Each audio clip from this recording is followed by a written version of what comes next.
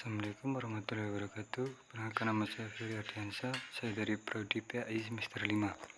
Di sini saya akan menerangkan makalah matahari tentang pemberdayaan pendidikan Islam di Indonesia, pendidikan agama dan keagamaan, peraturan pemerintah tahun 2007. 1. Pengertian pembaruan pendidikan Islam, pendidikan agama dan keagamaan, peraturan pemerintah tahun 2007. Pembaruan pendidikan Islam berupaya dasar untuk memperbaikan aspek-aspek pendidikan Islam dalam praktek, termasuk pengajar.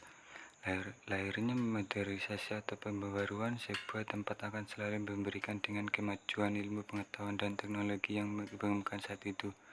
Dalam peraturan pemerintah RI nomor 55 tahun 2007 bab 1 pasal 1 menjelaskan bahwa pendidikan agama Islam yang memberikan pengetahuan dan membentuk sikap kepribadian dan keterampilan peserta didik dalam pengalaman ajaran agamanya yang dilaksanakan sekurang-kurangnya melalui mata pelajaran atau kuliah pada semua jalur tentang jenis pendidikan. Fungsi pendidikan agama dalam peraturan pemerintah tahun 55 tahun 2007 tentang pendidikan agama dan keagamaan untuk membentuk manusia Indonesia yang beriman dan bertakwa kepada Tuhan Yang Maha Esa serta berakhlak mulia dan mampu menjaga kedamaian dan kerukunan hubungan internal atau antarumat beragam. Tujuan pendidikan agama Islam menurut pemerintah 55 tahun 2007 tentang pendidikan agama dan pendidikan keagamaan adalah untuk berkembangkan kemampuan peserta didik dalam memahami, menghayati, dan mengalami nilai-nilai agama yang menyelesaikan penguasaan dalam ilmu pengetahuan teknologi sendiri. Fungsi pendidikan agama Islam dalam peraturan pemerintah 55 tahun 2007 tentang pendidikan agama dan pendidikan keagamaan adalah mempersiapkan peserta didik menjadi anggota masyarakat yang memahami dan mengalami nilai-nilai ajaran agama dan atau menjadi ahli ilmu agama. Tujuan pendidikan keagamaan dalam peraturan pemerintah 55 tahun 2007 tentang pendidikan agama dan pendidikan keagamaan untuk bertentukan peserta didik memahami dan mengalami penilaian ajaran agama dan atau menjadi ahli ilmu agama yang berwawasan luas, kritis, kreatif, inovatif, dan menimasi dalam rangka kecerdasan kehidupan bangsa yang beriman, bertakwa, dan berakhlak mulia. 2. Latar belakang lahiran pembaruan pendidikan Islam. Timbulnya pembaruan pendidikan Islam diawali oleh pembaruan pemikiran Islam yang timbul di Mesir yang dimulai sejak kedatangan Napoleon ke Mesir.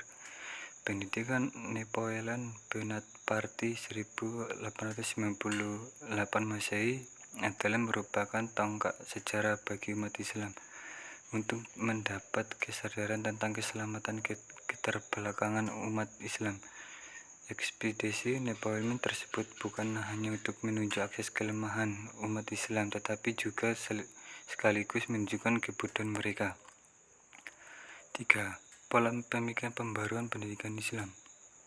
Pola pembaruan pendidikan Islam yang berorientasi pada pendidikan modern di Barat mereka berbanding pada dasarnya kekuatan kesejahteraan yang dialami Barat adalah hasil pengembangan ilmu pengetahuan teknologi modern yang merapai capai.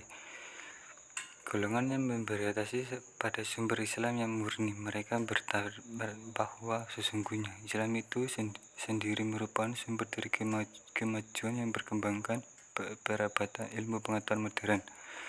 Dalam hal ini Islam telah terbentuknya sebab kelemahan umat Islam menurut kemerdekaan adalah karena tidak langsung melaksanakan ajaran agama Islam sebagai mestinya. Usaha prioritas kepada nasionalisme. Golongan ini melihat di Barat rasa nasionalisme untuk timbul kebersamaan yang mengembangkan pola kehidupan modern sehingga mengalami kemajuan yang menimbulkan kekuatan politik yang berdiri sendiri. Keadaan ini pada umumnya mendorong bangsa timur dan bangsa terjajah lainnya untuk mengembangkan nasionalisme mereka masing-masing. 4. Tokoh-tokoh dalam pembaruan pendidikan Islam. Jalaluddin Al-Fahrani, Iran 1838, Turki 1897. Dilahirkan di Mesir tahun 1839, meninggalnya di Istanbul tahun 1897. Ketika berusia 20 tahun, ia telah menjadi pembantu pengarah Muhammad Khan di Afghanistan.